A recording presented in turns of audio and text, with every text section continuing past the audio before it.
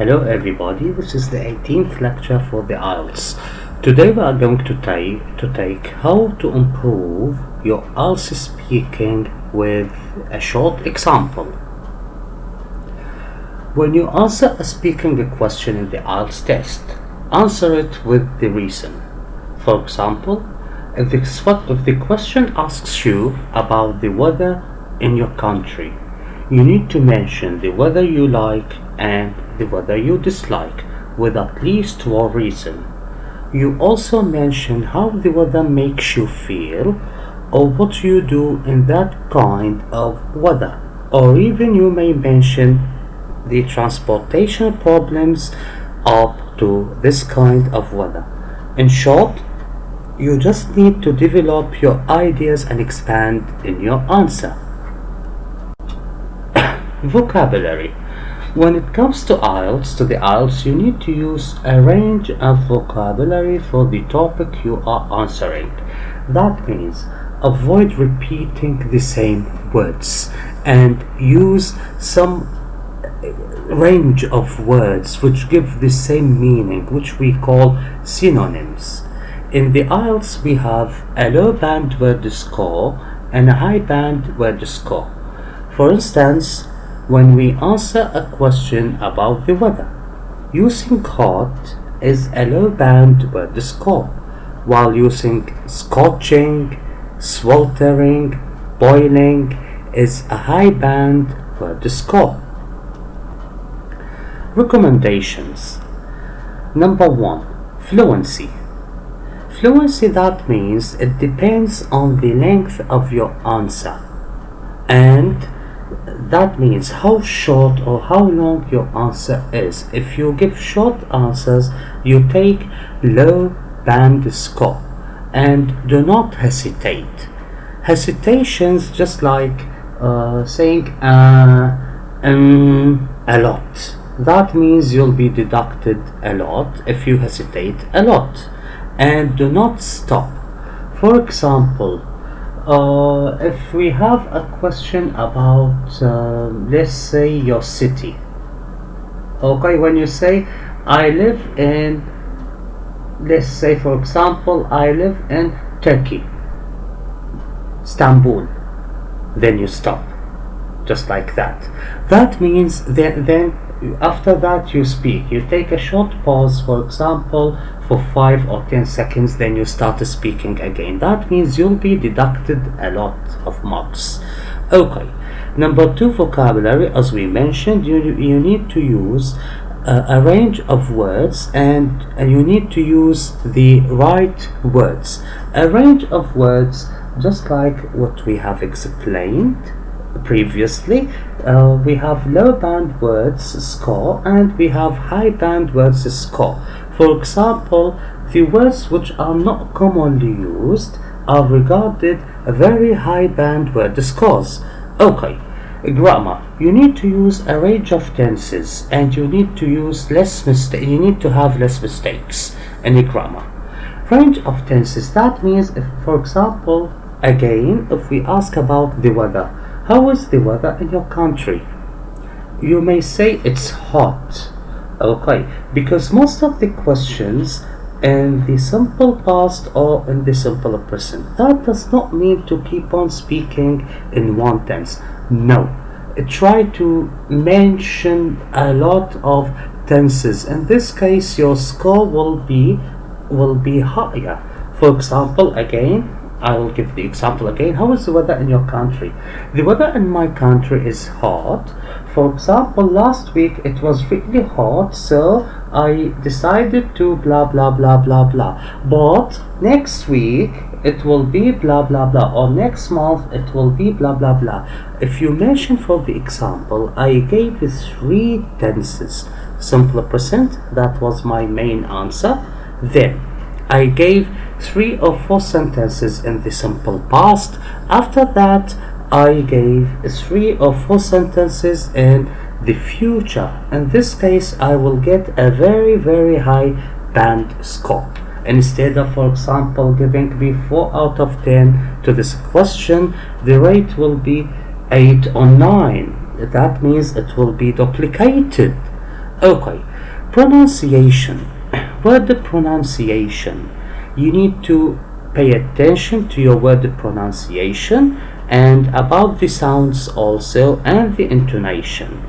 What I mean precisely here. For example, much. Do not say mush. That will deduct your marks. And the intonation, don't speak flat. Don't make your sound flat. That means, let me give you an example.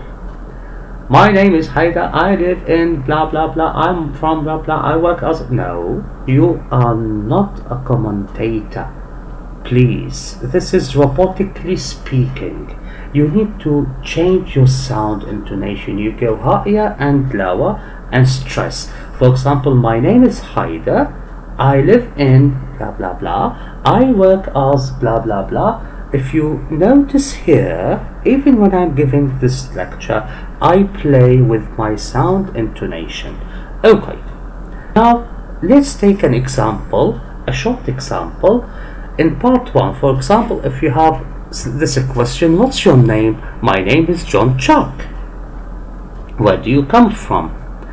I come from Turkey, Istanbul. It's the capital city of Turkey. It's a big city. The population is over 3 million and is a very exciting city. There are a lot of shops, restaurants, bazaars and a lot of tourist sites. But since it's the capital city, it's crowded and expensive.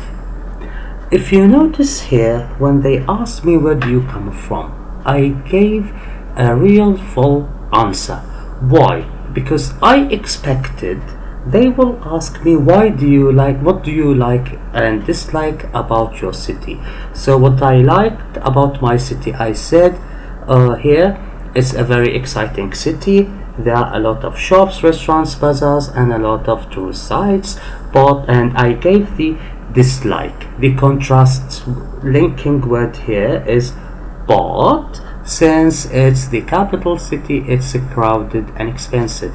In this case, if they put in their mind, they want to ask you what do you like and dislike about your city, they will leave this question and you will get a full mark for this question.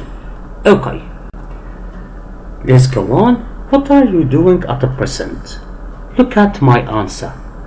I'm looking for work. Luckily, there are a lot of vacancies for my profession.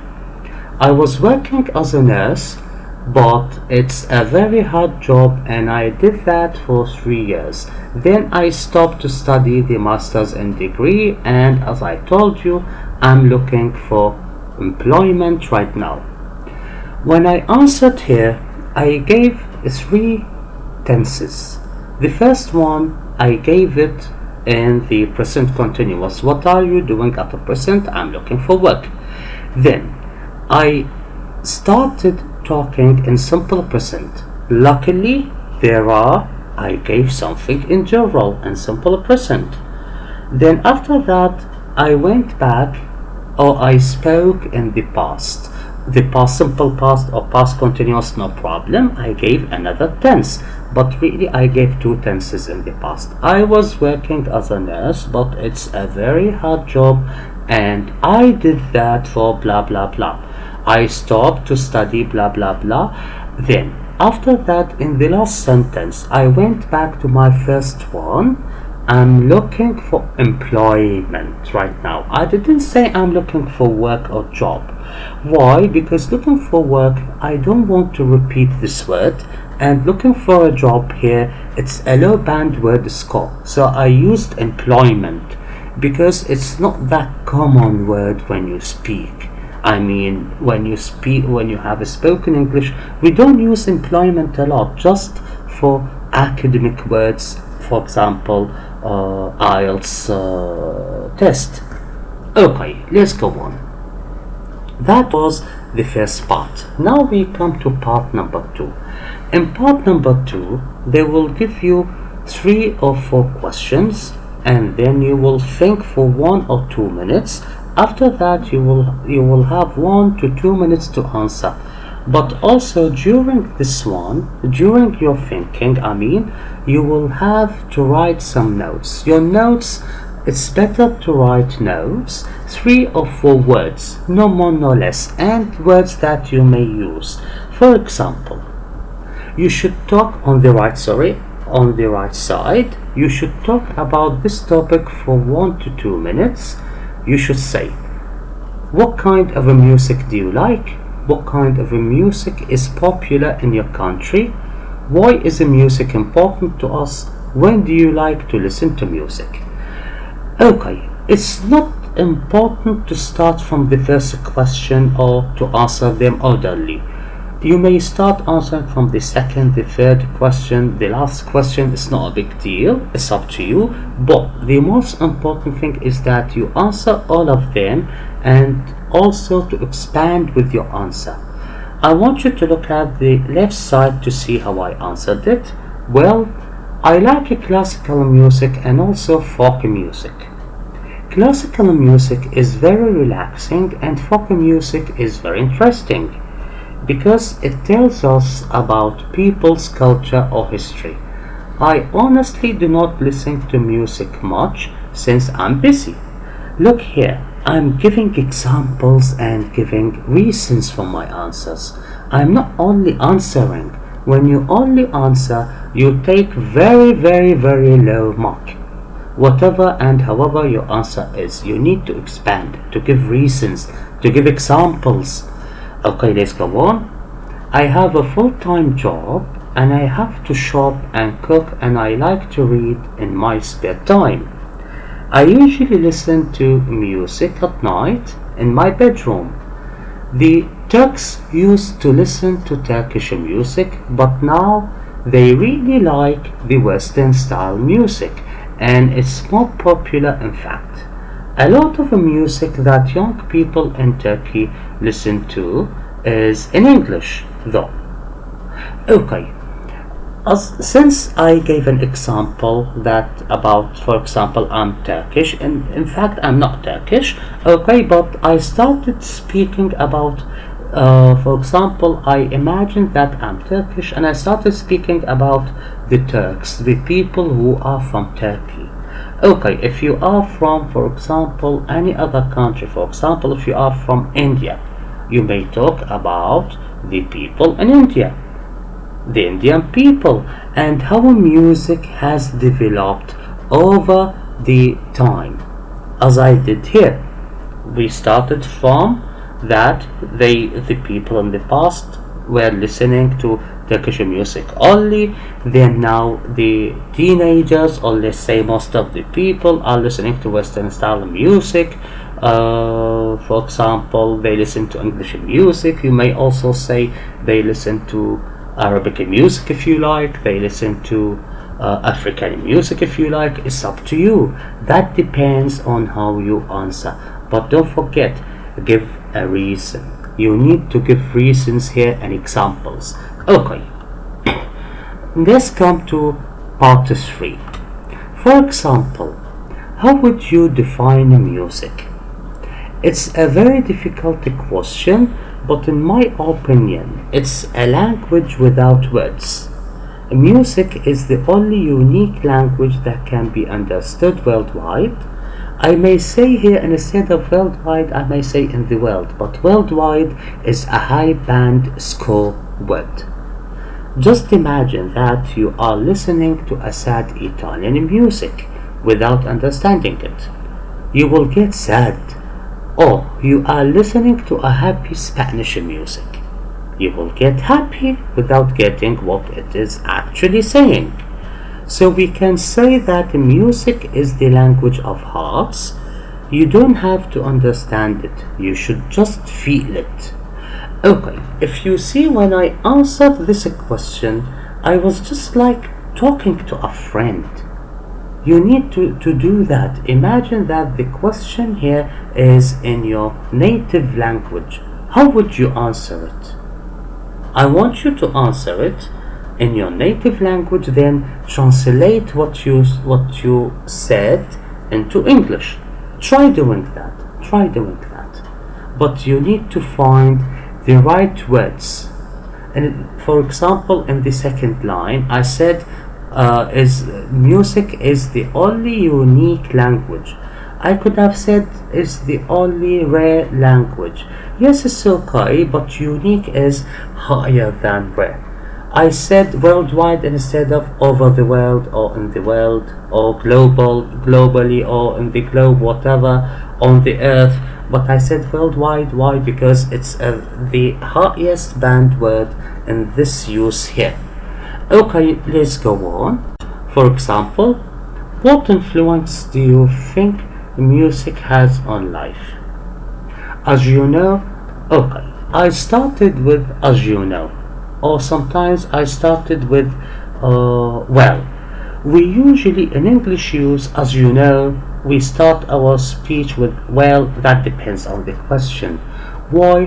Because this one makes the difference. It's a start, an introductory to my answer, but that does not mean to use it in all of the answers. Please pay attention. Okay, let's go on. As you know, the effect of a music can be good. Look, I said the effect, I didn't say the effect.